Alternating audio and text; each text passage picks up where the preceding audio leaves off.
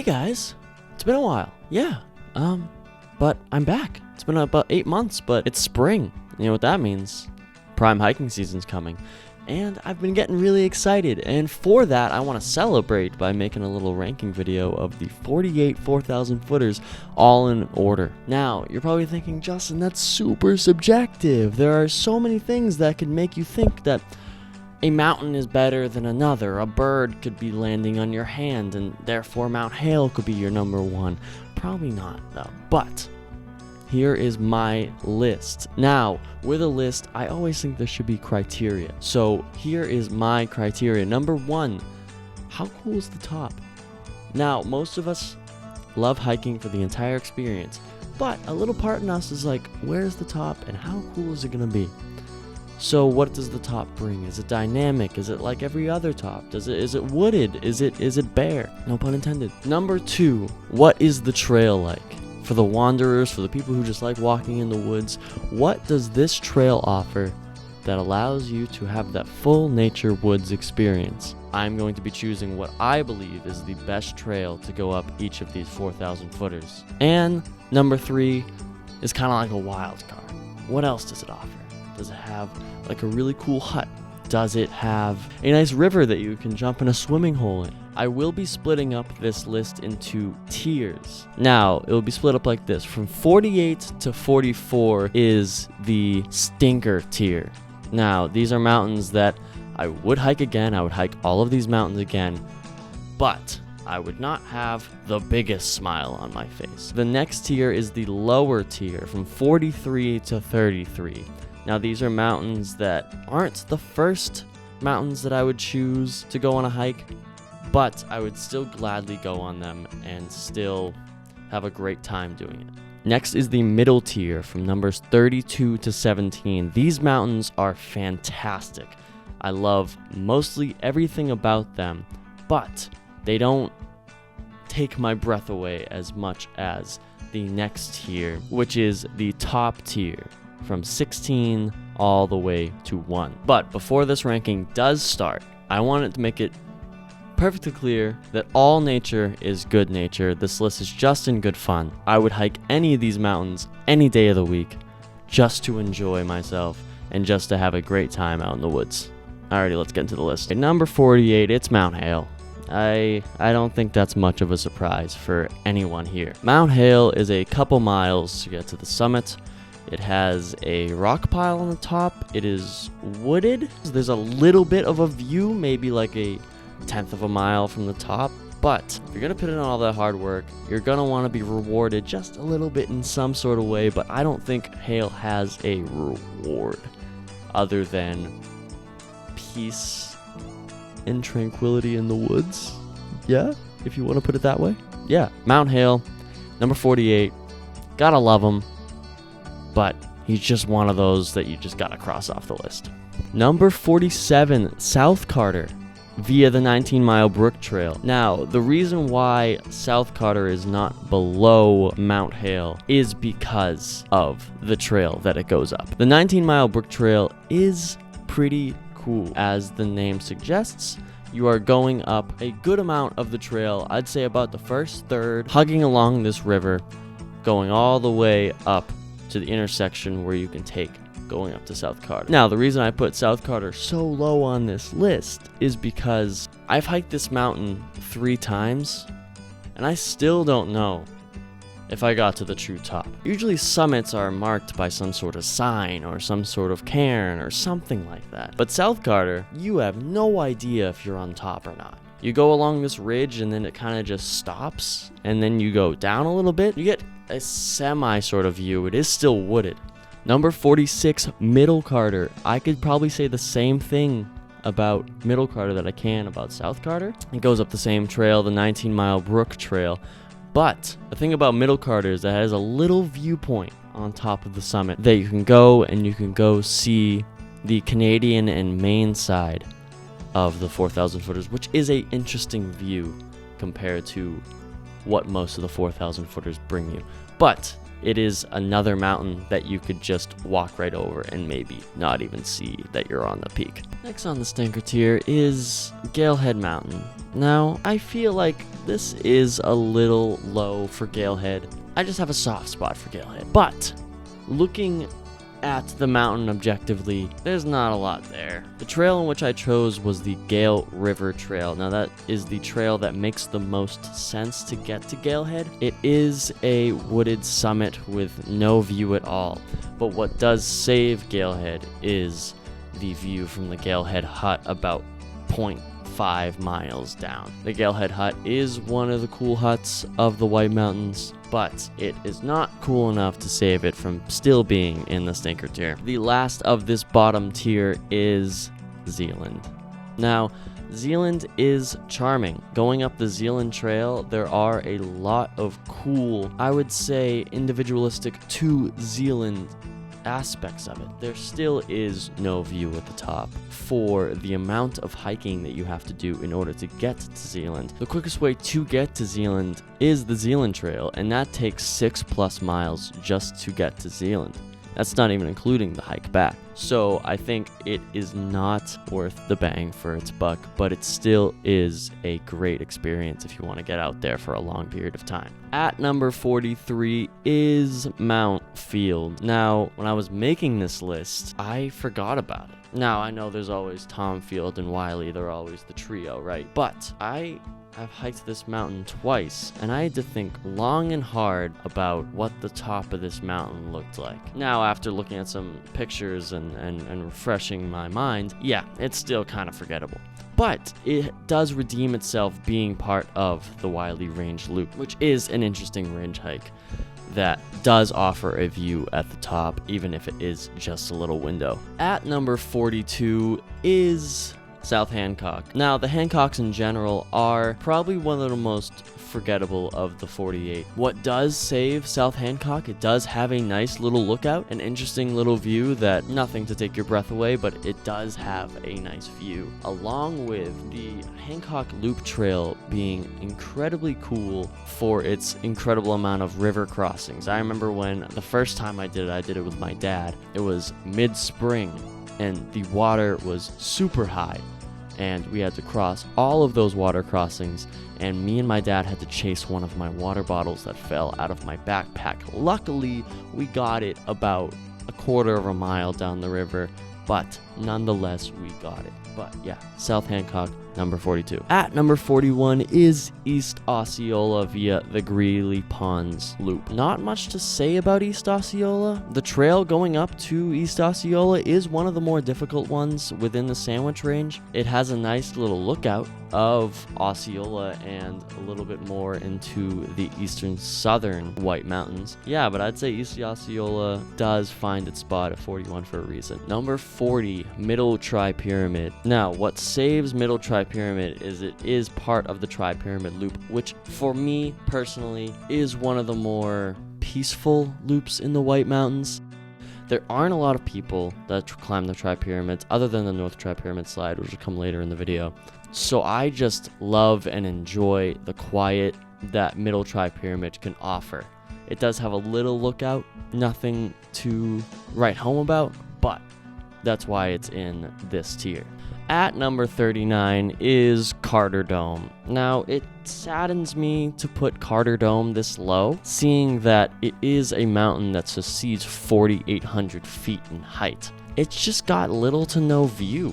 If you are looking for a better view, that is fantastic. Right next to it, Mount Height is like about a mile hike away, but Carter Dome itself does not have a lot to offer. Now, I chose the 19-mile Brook Trail connecting to the Carter Dome Trail for this one as well. I do have a soft spot for the 19-mile Brook Trail just because it was a nice little trail that offered so much water and so much waterfalls. Another positive about Carter Dome is the Carter Notch Hut, which I believe is one of the most underrated huts in the entire White Mountains. And that is a steep hike down Carter Dome. And when I say steep, it is steep that does put Carter Dome a bit more up on the list. Number 38, Mount Tecumseh via the Mount Tecumseh Trail. What a cute little guy. Mount Tecumseh is probably the mountain that everyone turns people to for their first 4,000 footer. It is a very easy 4,000 foot hike. It's a couple miles up, a couple miles down. There is a lot of stairs. It has a nice little window for a view. A very easy conventional hike that you could just go out in the woods for about 3 or 4 hours and have a beautiful 4,000 footer experience. And yeah, that's why it's at 38. Number 37, Mount WAUMBEK via the Kilkenny Ridge and the Star King Trail. Now, Mount WAUMBEK itself is a very underwhelming summit. It's mostly wooded with a little lookout, but what really saves this mountain is Mount Star King, which you have to cross in order to get to Mount WAUMBEK. It has a fireplace on top of the mountain, which whenever I've hiked that mountain, I've always started a fire, kind of chilled there for a little bit, laid in the sun. I think Mount WAUMBEK is where things start turning the page to where the mountains really start becoming memorable, and there's always something about them that makes it always worth coming back to. That's why Mount WAUMBEK is at number 37. At number 36 in the lower tier, it is Mount PASSACONAWAY. Now, what I can say about Mount PASSACONAWAY is that it's good. It's a good mountain. It has everything you'd want in a 4,000 footer hike. It's decently long. It's with a loop with PASSACONAWAY and Whiteface Trail. It has river crossings. It's in the woods for a good amount of time. The peak is really cool. It has a really cool lookout. I would say PASSACONAWAY is one of those mountains that's just kind of good. It doesn't do anything spectacular, but if you are just looking for a 4,000 footer hike to cross off your list, to have a nice weekend, then Mount PASSACONAWAY is definitely that mountain. Number 35 is Mount Tom. I could kind of say the same thing about Tom that I did PASSACONAWAY. It's good. It's good. It's part of the WILLEY range. You get 3 mountains crossed off in one little range, and it does everything that a 4,000 footer should do.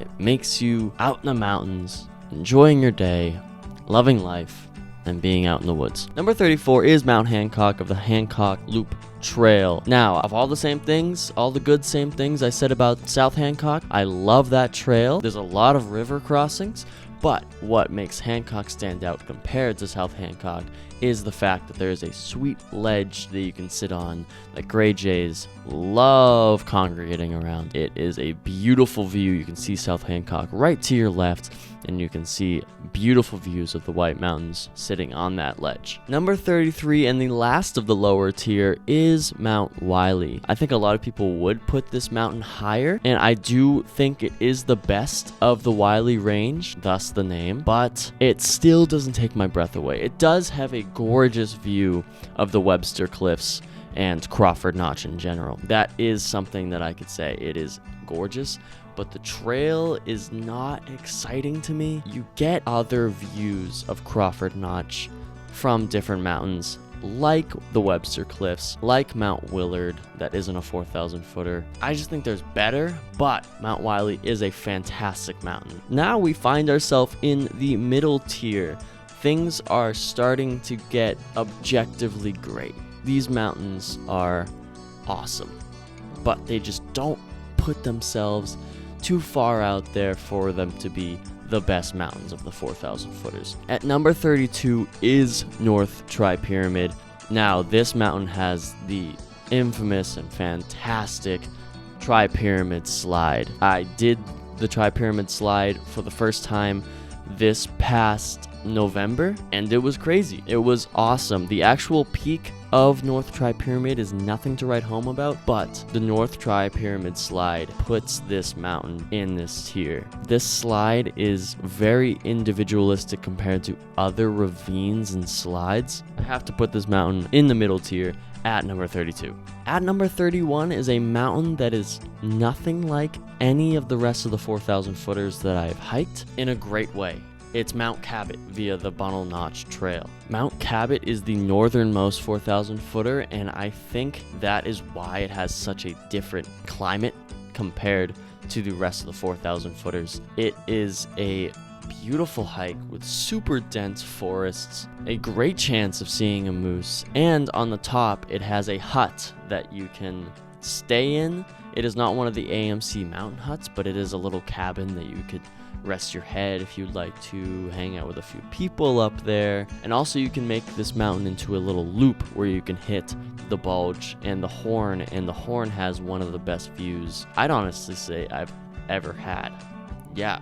So Cabot at number 31. 30, South Kinsman. Now, when I first made this list, I originally had South Kinsman above North Kinsman.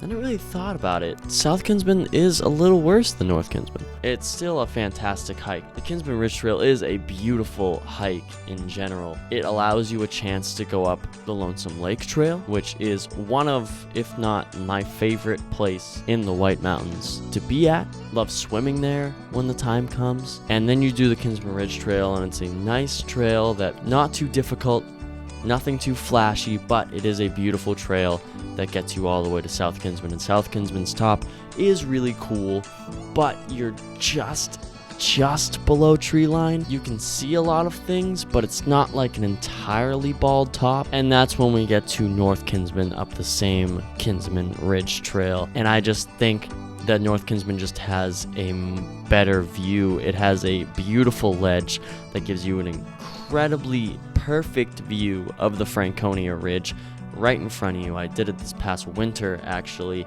and seeing the snow-capped mountains of the Franconia Ridge and seeing Cannon Mountain right on the left was a beautiful view.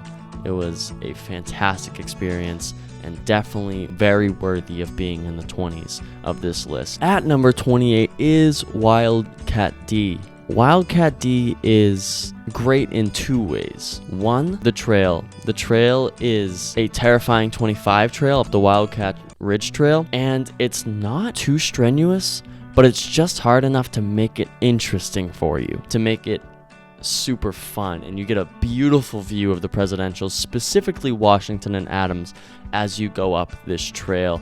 The top of Wildcat D has a platform, which usually is not my favorite thing when it comes to being on top of a mountain. A lot of people like fire towers and platforms because you can get up higher. Me personally, I don't, but this one is a little better just because it's wooden. It's not too much of an eyesore, and you just get a breathtaking, probably the best view of the presidentials when you're not in the presidentials that you could possibly get is on a Wildcat D. And right above that at 27 is Wildcat A, or just Wildcat Mountain. I can't explain too much why I love this peak. It overlooks the Carter Notch, which I have a very deep connection to the Carter Notch. Love how it's just nestled in there and it's almost forgotten about in a little sense. But also it's a ledge as well, but it just feels so isolated. And it feels so disconnected from a lot of things. From the ski mountain, it's a few miles away from Wildcat D, so you really have to trek a good amount in order to get to Wildcat A. I just love that mountain, and it is probably a little controversial to say that it's better than Wildcat D, but I definitely do think it's better than Wildcat D. And that's why it's at number 27. At number 26 is Passaconaway's partner in crime. It is Mount Whiteface via the Whiteface Passaconaway Loop. I hadn't done this mountain in a few years, but looking back on pictures and started to refresh my memory, it is a sweet summit. It is a great, huge summit that you can see in mostly 360 degrees. It is a beautiful mountain, and like I said with Passaconaway, it has everything you kind of need and want when it comes to a 4,000 footer. It meets the expectations, and the summit actually exceeds the expectations, so that's why it's at number 26. Number 25, North Twin. Now, North Twin is an incredibly good mountain, a summit that is probably underappreciated to most. It has a sloped top that has a beautiful view of South Twin and kind of peeking into the Pemigewasset Wilderness. And it's a gorgeous top. I feel like it's severely overlooked just because it's usually hiked with South Twin. And South Twin is one of those massive mountains in the 4,000 footers that everyone wants to get crossed off their list and get to the top of. So I feel like North Twin is grazed over, but it does have a beautiful view within itself, and it's one of my favorites. At number 24, speaking of overlooked and forgotten, is what I think is probably the most underrated 4,000 footer in the entire White Mountains. It's Mount Moriah. Moriah is very north in the White Mountains. It's above the Carter Range, and it's above the Wildcat Range, and I feel like it's just forgotten about because it doesn't have one of those infamous names. But MORIAH has a summit that is relatively small, but bald. You get a beautiful view of Maine and Canada. Also, I did this mountain while I was doing the Carter MORIAH Wildcat Ridge, if you want to call it that, and MORIAH was definitely the highlight of that ridge. Heading down MORIAH towards the Imp campsite in the Imp Mountain, that we saw a beautiful sunset, and it was one of my favorite moments of that hiking season. And I think MORIAH really gets slept on. It's one of the most underappreciated mountains in the 4,000 footers, coming in at number 24, right at the halfway point. At number 3, coming in with a classic, Mount Pierce via the Crawford Path. I think I've hiked this mountain around 5 times, and there's a reason for that. It's probably the best bang for your buck in the White Mountains. It's a 3-mile trail up, 3-mile trail down, and you get a gorgeous view of Mount Eisenhower while peeking in to the Northern Presidentials a little bit. Mount Pierce is the lowest presidential on this list, but being the lowest presidential, not an insult. It is only a compliment, seeing how great the presidentials are, and it is at number 23. At number 22 is Mount Osceola via the Greeley Ponds Trail. Now, all the same things I said about East Osceola. It's a very conventional but very strenuous hike, and it has an incredibly beautiful ledge on the top. Now, some of the trail is really cool. Like, one of the highlights is the chimney, where you have to use all 4 limbs in order to get up this skinny part of the trail that is super fun, and it adds a dynamic aspect of climbing up these mountains. And climbing Osceola is a great experience, coming at number 22. At 21, another presidential, Mount Jackson. Now, I say this is probably the most overlooked presidential, and I get it, it's the smallest one. It's just above 4,000 feet. But going up the Mount Jackson Trail, it's a great hike. It's a great hike. You cross a bunch of river streams. I did it this past October just to refresh my memory a little bit, and it's an awesome hike with a top that's completely bald, that you get to see a beautiful view of most of the presidentials, and specifically Mount Washington. And this is the area where the mountains start to become epic, just incredibly worthwhile and epic. So yeah, it comes in at number 21. Coming in at 20 is Owl's Head. Now, so much of my being wants to put this mountain higher. If you're looking for that moseying in the woods kind of atmosphere with a bunch of river crossings and a bunch of dense forests, this is your mountain. It takes most of your day just to get to the base of this mountain, but it is totally and 100% worth it if you love that atmosphere of being in the woods, walking out, camping, and just enjoying what nature gives you without having to get those extreme views that we often look for. Owl's Head is definitely that experience. Now, going up the actual mountain is also another experience. It is the closest thing to the North TRIPYRAMID slide that I could probably think of. There's a bunch of loose rocks, but you have a crazy view of the inside of the bowl of the Franconia Ridge, which is a view that you can't really get unless you're on Owl's Head or unless you're on the Bonds. Yeah, Owl's Head is a great, great mountain. No view at the top, and this is the highest mountain with no view at the top. But that's how great I think the experience is getting into that mountain and hiking up. So it's at number 20. At 19, we have Carrigain at the Signal Ridge Trail. I have a little bit of pause with Carrigain. It's a great mountain, don't get me wrong. It has a nice long trail with the Signal Ridge Trail that has great views on a ridge, and the top has a fire tower that you can see most of the 48 with. It's a great mountain, but it is such a long hike for just one mountain. And like I said earlier in the video, I'm not the biggest fan of fire towers, just because it strips away a bit of the nature aspect of hiking the 48.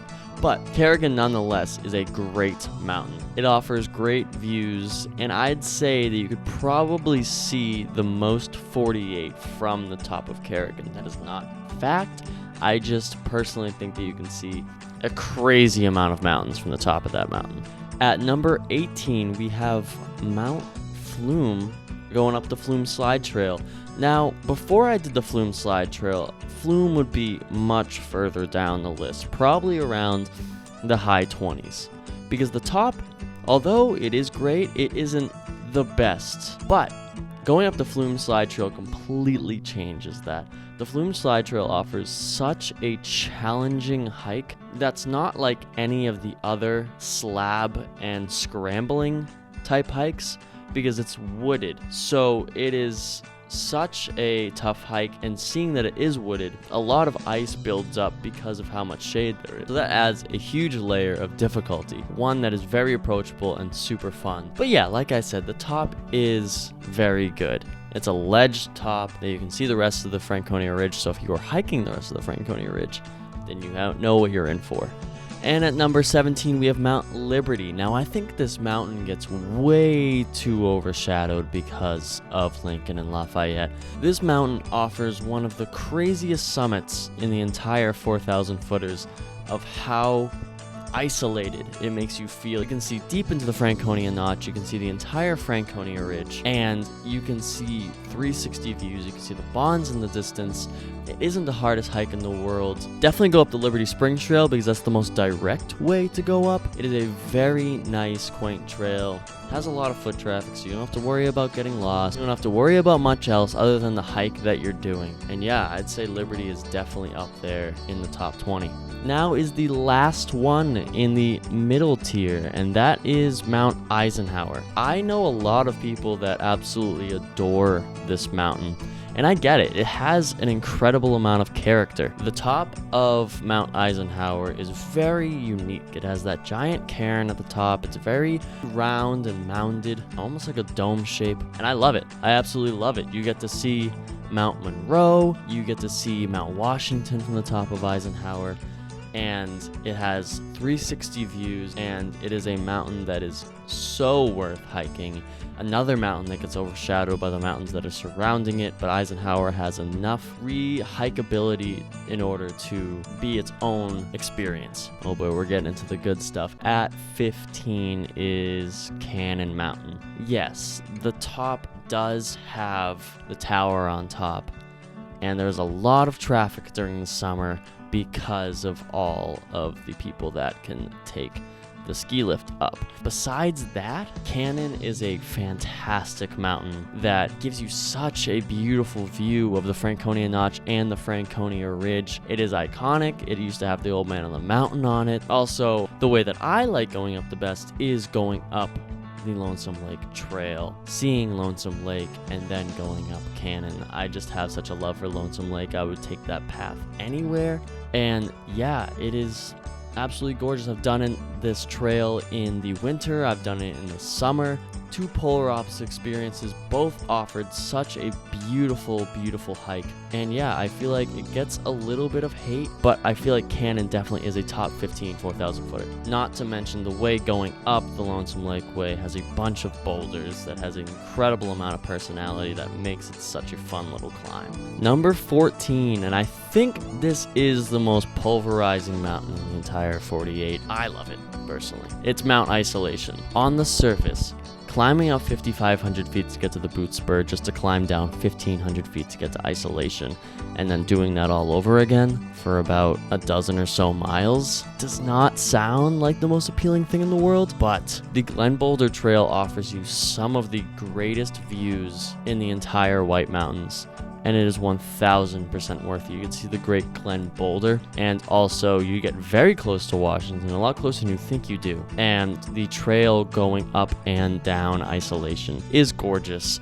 It is a one that is similar to Owl's Head in the way that it is long, but similar to a presidential climb where it is beautiful. But this mountain is extremely hard, so it does slide down a little bit, but totally worth the time, and I would do it again in a heartbeat. At number 13 is West Bond via the Bond Cliff Trail. Now, being the worst of the bonds and still being a top 15 mountain tells you how great the bonds are. West Bond, one of my favorite experiences in the mountains was we slept at the Guyot campsite, we woke up and we hiked about a half mile to get to West Bond. We saw it in the morning sunlight and it was absolutely beautiful. You saw Mount Bond, you saw the Franconias in the distance, you see the Bond Cliffs, 360 views, gorgeous. It has like a skinny top, and it is a fantastic mountain. Every single mountain from here on out I would hike in a heartbeat, and these mountains are absolutely sweet.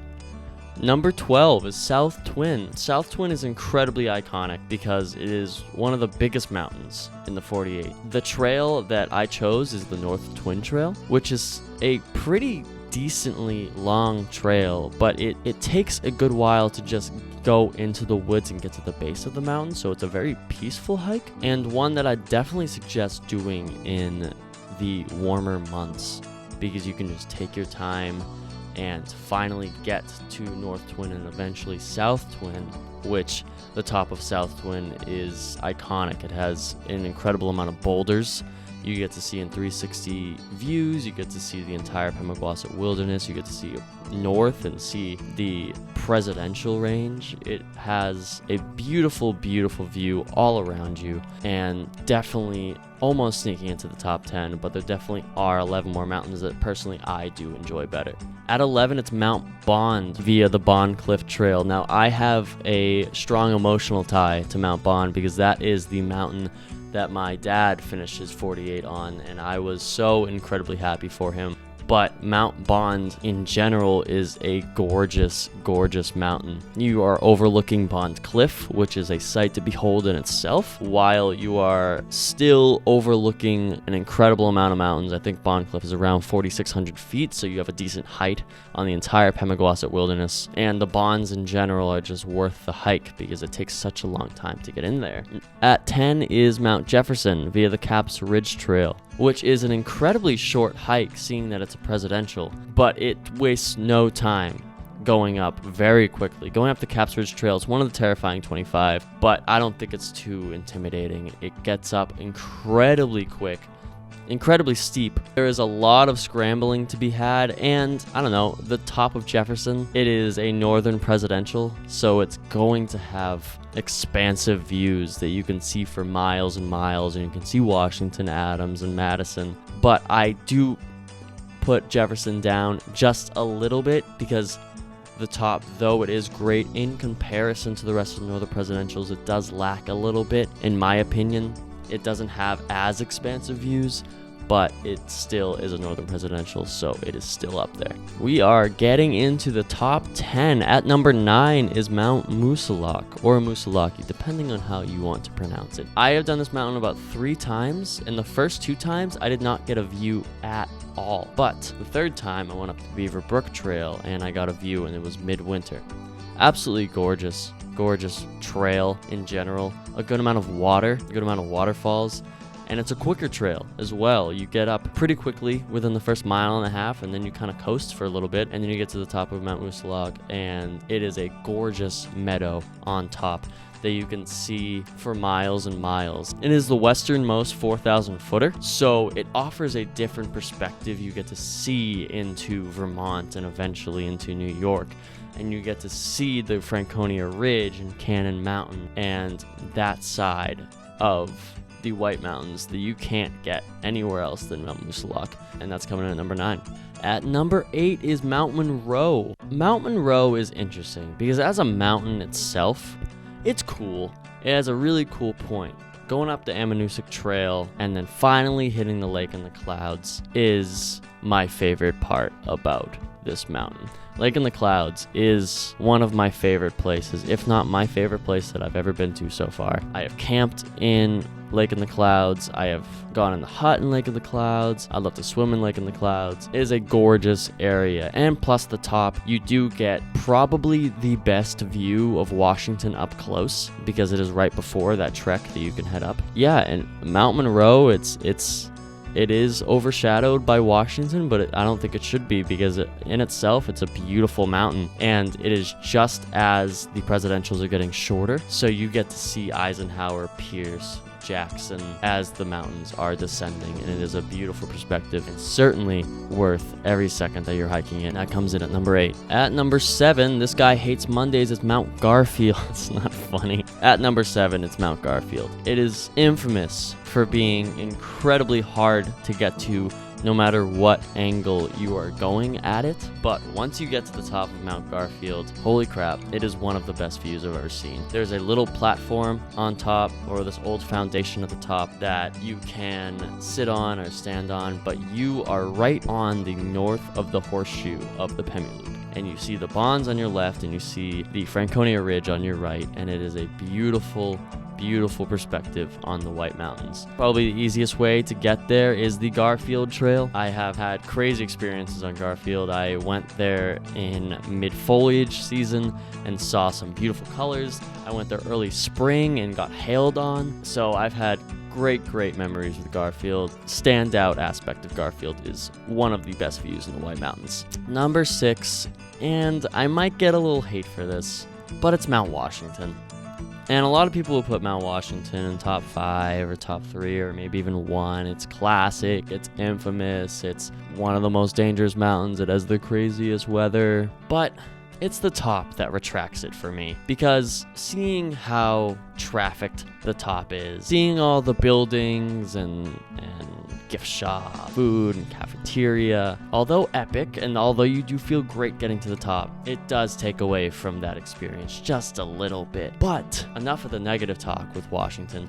Mount Washington is classic for a reason. My favorite way, it shouldn't be the most common way if you are not experienced with hiking, but my favorite way to go up is Huntington's Ravine. I did that this past summer, and it was probably the gnarliest hike I've ever done in my life, but 1000% what I'm looking for when I'm hiking. That little bit of thrill, that little bit of adventurous spirit. Climbing up Huntington Ravine is epic, and you have to use all 4 limbs, and you have to be very smart as to where you're stepping. It offers some of the greatest views I've ever had in my life. Another great way to go up is Tuckerman's Ravine, all the ravines, Lion's Head, and Manusic even if you want to head up the Lake of the Clouds way. There's a reason why Mount Washington is a classic, and it comes in at number 6. 5 is Bond Cliff. It is the classic picture-taking mountain. It is the mountain that I finished my 48 on, and I'm super glad it was, because it is an adventure to get to. Seeing that Bond Cliff is such a tricky mountain to get to, and it takes such a while to get to, you get views and angles of the White Mountains that you can't get anywhere else. You are deep in the Pemigewasset wilderness, so the views from that cliff are incredibly unique. And yes, it is by far the best cliff in the White Mountains as well, and a mountain that I'm so glad I finished my 48 on. Number 4, another classic in the White Mountains. Going up the old bridle path, it is Mount Lafayette. It's one of the most popular mountains in the White Mountains for a reason. It is stunning views, over 5,000 feet tall. You get to see every mountain that you desire in the White Mountains from the top. The old bridle path is gorgeous. You get to see the Greenleaf Hut that makes it so unique. The last mile trek going from the Greenleaf Hut is one of the most epic trails I've ever done in my life, and there's a reason why it's so popular. That comes in at number 4. Okay, top 3 time. Coming in at number 3 is Mount Madison via the Kings Ravine Trail. I did Mount Madison and Mount Adams via the Kings Ravine Trail with my brother and my dad last summer, and as a whole, it was the best hike I've ever done. The Kings Ravine is a great place, not only because it's a fantastic presidential ravine, also because it has such cool little off-spring trails that you can go on, like the subway and the ice caves, which the subway goes through these caves that you can just explore through and have fun with, and then eventually you have to scale this giant ravine that eventually gets you to this plateau that you can see Mount Madison on your left. And Madison is a fantastic summit. It is small. You can see Mount Washington in the distance, Mount Adams right next to you. You can see the Madison Spring Hut, which the Madison Spring Hut, just seeing it and being it just makes me happy. It's a great place to be. Great people in there. Madison is just one of those classic presidentials that offer views that you just wish you could stay on top for the rest of your life, and you can enjoy every second of it. Mount Madison, number 3. At number 2 is Mount Lincoln. Now, Lincoln was my favorite for a very, very, very, very long time until the number 1 spot took that spot away from it. But Mount Lincoln, going up the Falling Waters Trail, is one of my favorite hikes ever. The Falling Waters Trail, if it's not too busy, is a crazy experience. You just are next to all of these waterfalls. You are crossing some waterfalls. You are going up from the Franconia Notch and heading straight up to Little Haystack. And then once you get to Little Haystack, you see Mount Lincoln a little bit in the distance, and that is your goal. That is your destination. But it is one of the most classic, picturesque parts of New Hampshire, and it is one of my favorite places to be on Earth. Mount Lincoln. It is smaller than Lafayette, both in height and size on the summit, but I think that's why I like it, is it's a smaller summit, so you feel more as if you are mountaineering in a sense, and it comes in at my number 2. Number 1, and my favorite 4,000 footer in the entire White Mountains, and my favorite mountain I've ever climbed in my life, Mount Adams. All the same things I could say about Mount Madison. The beautiful Kings Ravine Trail, the subway, the ice caves, everything. It is a gorgeous, gorgeous, gorgeous, gorgeous way up. The thing that puts it over the edge for me above Madison is the summit of the mountain and the perspective of Mount Washington that you get. The summit of Mount Adams is small. It's a small summit, but that's why I love it. It makes you feel so isolated and on top of this 5,800 foot mountain, and you can see the behemoth that is Mount Washington right in front of you. And it is breathtaking, and it is one of my favorite places to be ever. And I went back there a few weeks after I went there the first time because I wanted to be back there again. Adams just offers bountiful views, 4 miles, and that is my number 1 4,000 footer I have ever been on up the Kings Ravine Trail. Thank you guys so much for watching. It was super fun making this video, and I want to make more videos like this in the future. If you guys have any ideas, then definitely let me know. And yeah, I hope you guys have a great day. Have fun, keep adventuring, keep hiking. I'll see you guys in the next one. Peace out.